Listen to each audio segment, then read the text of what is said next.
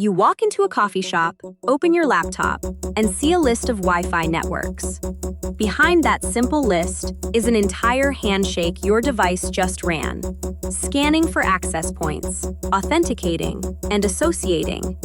That's the 802.11 client association process, and it's the foundation of everything wireless on the CCNA. Your device discovers nearby APs two ways. Active scanning means it sends out probe requests and listens for probe responses. Faster, but burns battery. Passive scanning means it just sits and listens for beacon messages the APs broadcast periodically. Slower, but conserves power.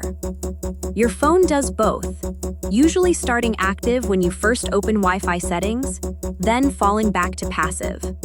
Once your device finds an AP it wants, it authenticates, then associates. Only after that two-step handshake can it send actual data. Think of it like checking in at a hotel. You authenticate your identity first, then you get your room key through association. Now, the frames your device sends over the air look nothing like Ethernet frames. While Ethernet only needs a source and destination address, 802.11 frames can have up to 4 address fields. Why? Because wireless is an unbounded medium. When two clients on the same AP talk to each other, the frame goes through the AP, not directly between them.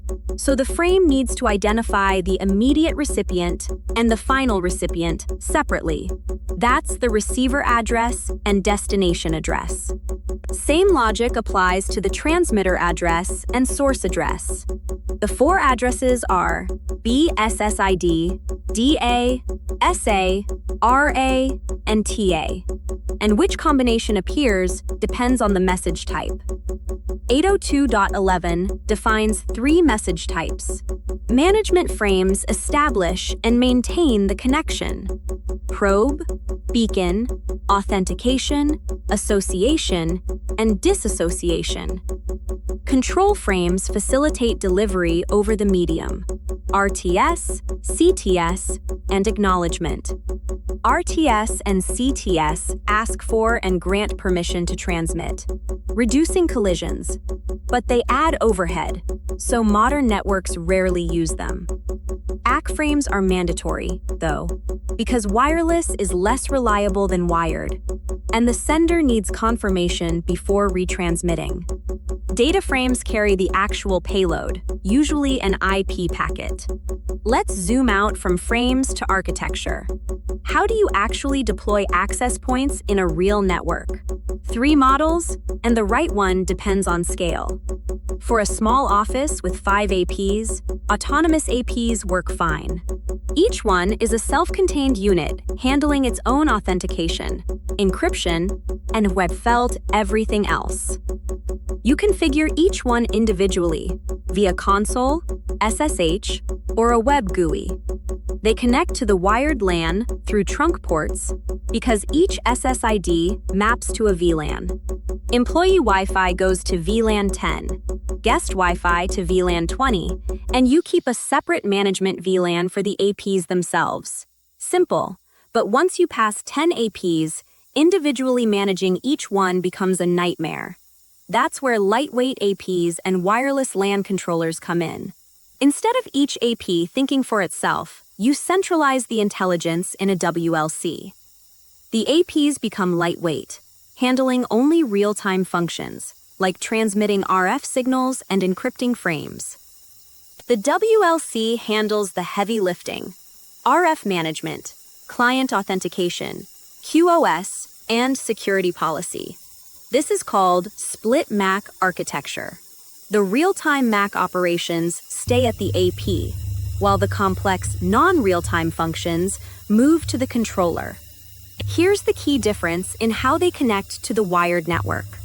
Autonomous APs use trunk ports because they translate SSIDs to VLANs locally. Lightweight APs use access ports in the management VLAN. The SSID to VLAN translation happens at the WLC, not the AP. So how does client data get from the AP to the WLC? CAPWAP tunnels. CAPWAP creates two tunnels between each LWAP and the WLC. The control tunnel, on UDP port 5246, carries configuration and management traffic, and it's encrypted by default using DTLS. The data tunnel, on UDP port 5247, carries client traffic, and it's not encrypted by default, though you can enable that. The LWAP tunnels the 802.11 frames to the WLC, and the WLC translates them into Ethernet frames tagged with the correct VLAN. Centralizing control gives you self-healing coverage. If one AP goes down, the WLC tells nearby APs to increase their transmit power. You get consistent security and QoS policies across every AP from a single point. The WLC itself can be deployed 4 ways. A unified WLC is a dedicated hardware appliance, supporting up to 6,000 APs and 64,000 clients. A cloud WLC is a VM deployed in a private or public cloud with the same capacity. An embedded WLC is integrated into a switch, good for smaller deployments up to 200 APs. And Mobility Express, now called embedded in newer Cisco terminology, integrates the WLC into an AP itself, supporting up to 100 APs. Pick based on scale. LWAPs also run in different modes. Local mode is the default. The AP provides BSSs for clients and tunnels all traffic to the WLC. But tunneling everything to the WLC can be inefficient if the WLC is in a different building. Flex Connect lets the AP locally switch client traffic between wireless and wired LANs, reducing latency and WAN bandwidth. You can enable Flex Connect per SSID, and the AP keeps serving clients even if it loses its CAPWAP connection to the WLC. Bridge mode lets LWAPs form wireless mesh networks without wired connections. Flex plus Bridge adds local switching on top of mesh. Beyond client-serving modes, LWAPs can run in network management modes. Monitor mode dedicates the AP to analyzing the RF environment and detecting rogue devices without transmitting. Rogue detector mode disables the radios entirely and monitors wired LAN traffic for rogue devices. Sniffer mode captures all wireless traffic on a specific channel and sends it to the WLC for Wireshark analysis.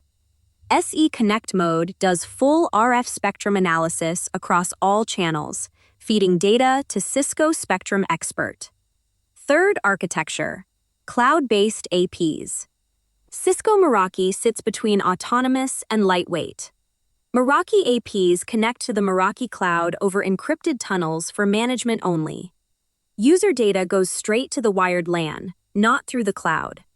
You manage everything from a web dashboard, and new devices deploy through zero-touch provisioning. Plug them in, they connect to the cloud, download their config, and start serving clients. No console cables, no individual CLI sessions. Cloud-managed devices give you centralized management, simplified deployment, enhanced analytics, automated updates, and reduced operational expenses. The trade-off is less granular control and all management traffic going through the cloud, which may not suit organizations with strict data privacy requirements.